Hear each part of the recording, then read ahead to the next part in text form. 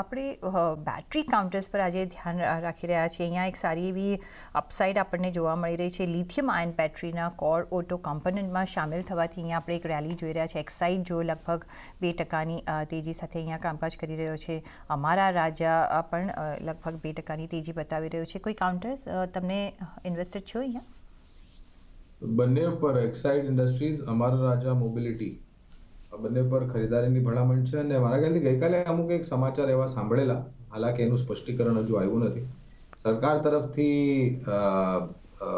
EV batteries અને ફોનની જે બેટરીઝ છે એની ઉપર જે ડ્યુટી લાગે છે એ કદાચ ઓછી કરવામાં આવશે, એવું બધું વાતો હતી બજારમાં. સ્પષ્ટીકરણ નથી મને સરકાર તરફથી બી કોઈ એવી મારી પાસે પ્રમાણપત્ર નથી કે હું આને સત્ય સાબિત કરું, પણ આ બી બધી વાતો હતી. પણ આ બધી કમ્પોનન્ટ હોય છે બેટરી, પછી એ પેટ્રોલ ડીઝલથી ચાલવા વાળી વાહન હોય, સીએનજી પર ચાલવા વાળી વાહન હોય કે ખાસ કરીને ઇલેક્ટ્રિક વ્હીકલ, કારણ કે battery is the heart of electric vehicle. તો બંને ઉપર ખરીદારીની ભલામણ છે. નવા ઓર્ડર સારા છે બંને કંપનીઓ પાસે અને રિપીટ ઓર્ડર માર્કેટ બી એટલું જ મજબૂત છે.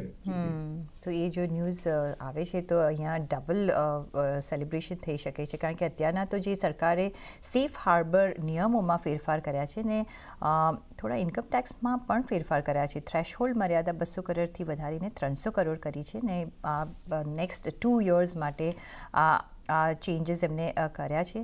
અને EV hybrid, EV battery, core auto કમ્પોનન્ટનો અહીંયા ભાગ પણ છે. તો આ એક સમાચારથી આજે આપણે સારી એવી અહીંયા મજબૂતી જોઈ રહ્યા છે. નેક્સ્ટ